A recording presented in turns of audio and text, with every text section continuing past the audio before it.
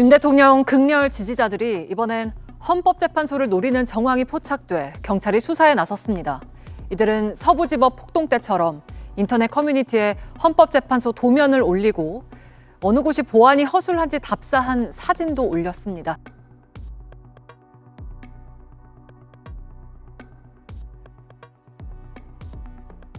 헌재 시위 가능한 장소 확인이란 제목의 게시글. 건물 도면이 여러 장 포함되어 있습니다. 자세히 보니 헌법재판소와 똑같습니다. 지하 1층부터 층별 내부 평면도로 보이는 도면이 그대로 올라왔습니다. 같은 날 새벽 3시쯤 올라온 다른 글입니다. 헌법재판소 주변을 탐색하고 왔다는 게시자, 담벼락이 낮아 마음만 먹으면 넘을 수 있다는 등 지도와 사진까지 상세히 적었습니다. 경찰이 막으면 북촌에 놀러왔다고 둘러대라는 방법까지 공유합니다. 폭동을 선동하거나 암시하는 단어는 여러 게시글에 은어처럼 사용됩니다. 초코퍼지 아이스크림 사진과 함께 퍼지데이라는 단어가 여러 번 등장합니다. 퍼지는 영화 더 퍼지에서 만들어낸 가상의 법률 제도 퍼지데이에서 따온 말입니다. 12시간 동안 살인 등 모든 범죄를 국가가 허락하는 날이란 뜻입니다. 이들이 지목한 2월 13일은 윤석열 대통령 탄핵 심판 마지막 변론 기일이 예정된 날입니다. 또 한 번의 폭동을 선동하고 모의하는 정황들로 보입니다. 경찰도 관련 신고를 접수하고 작성자들을 추적하고 있습니다. 앞서 극렬 지지자들은 지난달 서부지법 폭동 당시에도 법원을 사전 답사하면서 담장을 넘는 방법 등을 모의한 정황들로 수사를 받고 있습니다. JTBC 정영재입니다. 더 큰 문제는 헌법재판소 폭동이 이렇게 모의에만 그치지 않을 수 있다는 겁니다. 주말 도심에서 열린 극우단체 집회에선 헌재를 파괴시키자는 구호가 나오는가 하면 재판관을 호명하며 폭력을 선동하는 외침도 이어졌습니다. 심지어 국민의힘 국회의원들도 가세해 헌재 흔들기에 동참했습니다. 고재민 기자가 보도합니다. 사랑제일교회 전광훈 목사 주도로 열린 서울 광화문 탄핵반대 집회. 헌법재판소가 부정선거론을 검증하자는 윤석열 대통령 측 요청을 기각한 것을 두고 헌재를 공격하기 시작합니다. 좌파 쪽에 속한 재판관들이 이 영상 트는 걸 거부해서 반드시 헌법재판소는 해체시켜야 되는 것입니다. 참석자들 발언은 점점 과격해지더니 파괴라는 단어가 등장합니다. 헌재를 국민 여러분들이 파괴해 주십시오. 헌법에 명시된 헌법 수호기관인 헌재를 좌익이라고 주장하면서 급기야 재판관 한 명 한 명을 공격합니다. 운영배를 밟아! 이미선을 밟아! 국민의힘 오선 중진 윤상현 의원은 단상에 올라 전 목사에게 90도 고개를 숙인 뒤 근거 없이 헌재와 수사기관들을 비난합니다. 민주당의 겁박에 검찰, 경찰, 공수처, 헌법재판소, 법원이 머리를 조아리고 있습니다. 대구에서 열린 탄핵반대 집회도 다르지 않았습니다. 최근 부정선거론을 주장하며 극우 진영 스피커로 떠오른 한국사 강사 전한길 씨가 헌법재판관들에게 공세를 퍼붓습니다. 민주주의의 역적이며 제2의 을사오적으로 역사에 기록될 것입니다. 윤재호, 이만희, 권영진, 이인선 의원 등 대구 경북 지역 국민의힘 의원들도 대거 집회에 참여해 힘을 보탰습니다. 야권은 국민의힘이 탄핵이 확실시되자 결론에 불복하기 위해 미리부터 헌재를 흔들고 있다고 거듭 비판해왔습니다. 개신교계 단체가 어제 대구 도심에서 연 윤석열 대통령 탄핵 반대 집회와 관련해 정규재 전 한국경제신문 주필이 대구 경북은 조선시대 썩은 양반으로 회귀하는 중이라며 일침을 놨습니다. 정 전 주필은 오늘 SNS에 올린 대구에 운집한 쿠데타를 지지한다는 백성들이란 제목의 글에서 대구가 윤석열 보호를 외치면서 단결하는 건 오랜 계엄과 쿠데타의 전통, 권위주의적 태도와 폭력에 호소하는 심정을 버리지 못하기 때문이라며 이같이 적었습니다. 이어 윤석열은 민주주의의 지도자가 아니라며 그는 폭력적인 방법으로 선거에서 진 것을 되찾으려 했을 뿐이라고 주장했습니다. 그러면서 그들은 민주당 반대, 이재명 반대를 오롯한 명분으로 삼고 있을 뿐이라면서 그들에게 민주적 방법론이라는 민주정치의 본질은 거리가 멀다, 안타까운 일이라고 비판하기도 했습니다.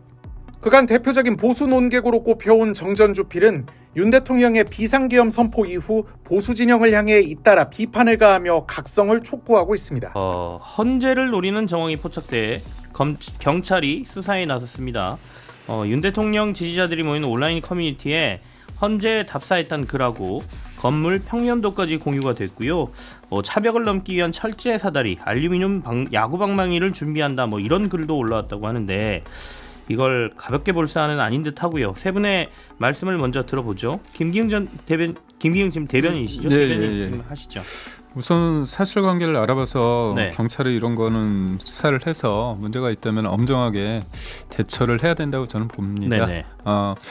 비판을 할 수 있죠. 비판을 할 수 있는데 본인들의 어떤 생각을 관철시키기 위해서 물리적인 어떤 폭력을 행사하기 위한 어떤 준비를 한다. 그거는 절대 동의할 수 없고요. 다만 이제 저번에 그 전한길 씨 관련해 가지고 네네. 부산에서 휩쓸어 버리겠다 그 얘기 있지 않았습니까? 네네. 그때 그 댓글이 하나 달렸었어요. 뭐냐면 사제 폭탄을 준비 중입니다. 전한길 선생님의 쓸어버리자는 말에 주저앉아 울었습니다. 20년 짧다면 짧고 길다면 긴 인생 바치겠다 이렇게 돼 있는데 이거 알아보니까 이분이 자수를 했는데 40대 분이셨거든요. 네네. 근데 왜 20대를 칭하했는지 저는 잘 모르겠어요. 그러니까 결국은 장난이든 뭐든 이런 것들은 엄중하게 빨리 해서 해야 되는 게 맞고 이게 뭐 누가 장난으로 한 건지 아니면 진짜 의도가 있는 건지 모르겠지만 절대 동의할 수 없는 사안이다. 저는 적극적으로 이런 것들은 수사 당국이 수사를 해야 된다고 봅니다. 네. 박지원 부원장께서는 이게 실제로 이 서부지법 폭동은 일어났고 이번에는 모의하는 정황까지 지금 나타나고 있는데 물론 방금 전에 김기흥 대변인이 말씀하시는 것처럼 절대 일어나지 말아야 될 일이고 수사도 강력하게 해야 될 일인 건 맞는데 이런 일들이 왜 계속 이렇게 반복되는 모습들이 요즘 나타난다고 보세요? 헌법기관을 폭력적으로 공격하려고 한다. 네. 그리고 기획되고 모의되었다. 이게 내란입니다. 그러면은 반국가 단체를 구성하게 됐다. 이런 뜻으로 해석이 될 수 있거든요. 네. 만약에 사실이라면 그럼 이것은 무엇으로부터 시작되었는가? 윤석열의 내란으로부터 시작된 뿌리입니다. 그렇게 봐야 되고요. 한국 사회에서 참 드디어라는 표현을 쓰면 안 되는데 극우 난동 이른바 히틀러와 같은 나치 세력들이 본격적으로 등장하는 것이 아닌가라는 이런 우려가 듭니다. 아까 말씀드린 부분들은 조직적인 부분이고요. 네. 그러면 이 사람들의 머릿속에 무엇이 들으느냐라는 이념적인 부분들까지도 우리가 지켜봐야 됩니다. 선거 부정을 이야기합니다. 그리고 화교를 이야기를 하면서 혐오를 이야기합니다. 윤석열 대통령이 선거 부정 이야기를 하고요. 중국 관련설까지도 이야기합니다. 이 정신적 출발점도 윤석열 대통령이다. 이렇게 유추할 수밖에 없는 겁니다. 저는 이런 부분에서 하루빨리 윤석열 대통령 탄핵이 인용돼야 되고요. 네. 가장 중요한 것은 대한민국의 제도권 정당으로서 보수의 적통인 국민의힘이 빨리 이런 분들과 단절하는 것이 좋다라는 조언 드리고 싶습니다. 비상계엄 이후에 극우 세력의 본격적인 주류로서의 등장 이걸 좀 우려하시는 말씀을 좀 해주셨어요. 신기 대표의 말씀도 좀 들어볼게요.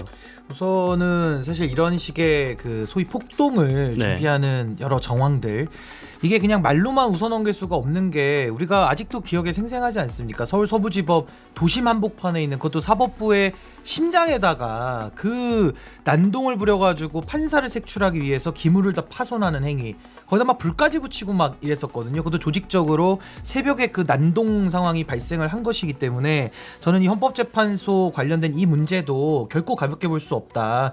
이게 법적으로도 상당히 복잡한 게 그 박진영 교수님 말씀하신 뭐 국가보안법상의 뭐 반국가 단체 관련된 네네. 것까지 확장시킬 수도 있고요. 아니면 형법만 보더라도 90조에 내란죄에 관한 그 예비 음모, 선동에 관한 죄가 처벌 규정이 있습니다. 이게 3년 이상으로 상당히 엄정하게 처벌을 하고 있고요.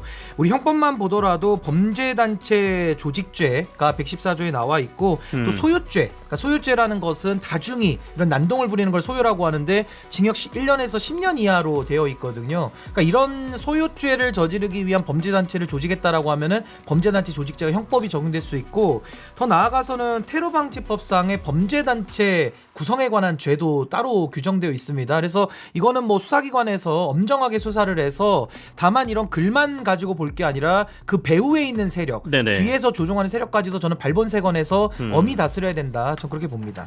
제가 네. 한 말씀만 드리자면 하나만 확인하고 예, 있어요. 예. 실제 폭동을 일으키지 않더라도 모의한 정황만 가지고도 방금 전에 말씀하신 여러 가지 사안으로 처벌이 가능하다 이런 말씀이신 거죠? 폭동까지 나아가면 이런 조항이 필요 없고요. 그냥 네. 내란죄로 처벌하면 됩니다. 근데 폭동까지 안 나아가고 모의 단계만 있더라도 제가 지금 이야기한 여러 형법상의 내지는 테러 방지법이라든지 다양한 법규에 저촉될 소지가 매우 큽니다. 김기웅 대변인. 네. 전한길 씨가 저번 부산에서 휩쓴다는 표현을 썼을 때 네. 그거에 달린 댓글이 이거였거든요. 그때 뭐 사제 폭탄 준비한다. 근데 이게 신기한 게 이분이 40대인데 20대인 양 어떤 행동을 했죠. 어떤 네네. 의도가 있다 그런 어떤 의혹도 좀 제기되고 있습니다. 그런 측면에서 볼 때 누가 했든 간에 이거를 정치적으로 이용하려는 세력들이 좀 있을 수도 있고 이분이 장난일 수도 있지만 그리고 네.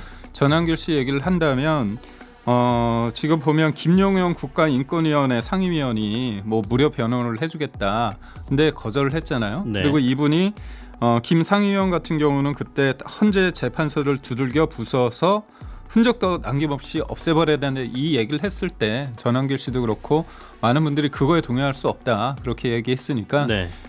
전한길 씨 그리고 거리에 나오는 많은 분들이 이런 폭력적인 물리적인 폭력에 대해서는 선을 긋고 있다 이렇게 말씀을 드리고 싶습니다. 알겠습니다. 아니 근데 그 집회에서 뭐 다수가 모이니까 위협적인 주장한다고 해서 정당화될 수가 없잖아요. 그러니까 저는 저분들을 극우라고 부르는 거는 적합한 표현이 아니고 네. 그 안에서 만약에 뭐 법원까지 공격하자라는 주장이 나온다면 그리고 특정 재판관들에 대한 비방을 넘어서서 협박에 가까운 내용들이 나온다면 네네. 그거야말로 반헌법 세력이고 반공화국 세력이라는 게 맞는 거지. 그 어떻게 극우라고 할 수가 있습니까? 극우라는 거는 좌우를 나눴을 때 우경화된 것이 극단으로 갔을 때 극우라고 해서 뭐 민족주의 성향을 띈다든지 뭔가 이렇게 국익 우선주의에 아주 매몰돼 가지고 상당히 가격하게 좀 이렇게 극단적인 모습들을 보이는 사람들 우리가 극우라고 하고 뭐 극좌라는 개념도 있겠죠. 근데 이분들은 우 쪽의 주장이 아니에요. 그러니까 지금에 와서 대통령의 내란 혐의에 대해 가지고 헌법재판소는 파면 심판 그리고 형사재판은 형법적으로 법원에서 지금 하고 있는데 뭐가 문제입니까? 근데 여기에 대해 가지고 극단적인 목소리를 낸다면은 전 이거는 극단적 반헌법 세력, 반공화국 체제 세력이다라고 저는 규정하는 것이 맞다. 그래서 함부로 저는 극우라고 부르면 안 될 것 같고 우리가 같은 거는 같게 다른 건 다르게라고 하는 것이 고대부터 이어져 온 정의의 개념이거든요. 제가 비슷한 사건 하나 설명드릴게요. 과거에 이석기 씨라는 분이 있는데 네. 이분이 아로라는 폭력단체를 만들어가지고 국가 전복을 추진했다. 라고 해서 실제로 대법원에서 내란 음모는 무죄 났지만 내란 선동죄 기타 혐의로 징역 9년 선고받았거든요. 실제 복역도 했습니다. 그럼 이분들의 주장과 아로를 주장했던 이석기의 주장이 뭐가 다르죠? 그러니까 뭐 북한에 지령이 있다 없다 이런 걸 가지고 나눌 것인지 그렇다면 그 사건도 다시 한번 뭐 다 알아봐야 되겠습니다만은 네. 행태만 놓고 보면 국가체제를 뒤집자 그 내용은 똑같지 않습니까? 근데 한쪽에 대해서는 이미 내란의 선전선동죄로 해가지고 9년 이상을 선고를 했고 지금 이분들에 대해 가지고는 그냥 넘어간다? 전 그건 정의의 원칙, 형평의 원칙에 맞지 않는다. 전 그 말씀을 드리고 싶습니다. 극우라는 표현도 좋은 표현이다. 이건 반국가 세력이다. 이렇게 반헌법 세력. 헌법 세력이다. 네. 우리 이제 보통 극우 국자를 이야기할 때 역사적으로 대표적인 인물을 히틀러와 스탈린으로 이야기를 합니다. 그들은 이제 국가라는 폭력 기구를 통해서 개인의 인권을 완벽하게 탄압했습니다. 그런데 여기는 지금 국가라는 기구도 아니고 본인들이 어떤 조직을 만들어 가지고 폭력적으로 국가 기구를 뒤엎으려고 하는 거예요. 헌법기관인 헌법재판소라든가 사법부를 뒤엎으려고 하는 겁니다. 이거는 분명히 반체제 세력입니다. 네. 반체제 내련 세력이다. 이렇게 봐야 되는 거고요. 그런데 이런 집회에 국민의힘 의원들이 가는데 여기에 대해서 당이 그건 자유니까 그냥 둬야 된다. 이렇게 이야기하시면 안 되는 겁니다. 금방 말씀드린 것처럼 반체제 세력의 행사에 가는 거고요. 그리고 정당은 강령이라는 공동의 목표가 있고요. 네. 당원 당규가 있습니다. 정당은 정치 결사입니다. 생각을 같이 하는 사람들의 모임인데 이 생각들 중에 폭력적으로 이 체제를 뒤엎으려고 하는 사람들의 모임에 가는 사람이 있다. 그럼 생각에 동의해서 간다라고 저희가 추정할 수밖에 없는 겁니다. 저는 당의 규율로서 이 사람들을 막는 것이 맞다라는 생각이 들고요. 만약 이 사람들을 그냥 두게 된다면 이 사람들도 똑같은 내련 세력이라는 비판을 받을 수밖에 없고 더 나아간다면 법률적인 처벌을 네. 받을 수도 있다. 이런 생각이 제가 듭니다. 하나만 추가하고 하시면 좋겠는 게 이석기 사건을 제가 아까 언급을 네네. 하지 않았습니까? 또 하나 차이는 뭐냐면 이석기 사건은 은밀하게 도모했는데도 그렇게 처벌한 겁니다. 근데 지금은 대놓고 하고 있거든요. 훨씬 더 저는 처벌 필요성과 그 가벌성, 저는 비난 가능성 훨씬 더 높다. 저는 그렇게 봅니다.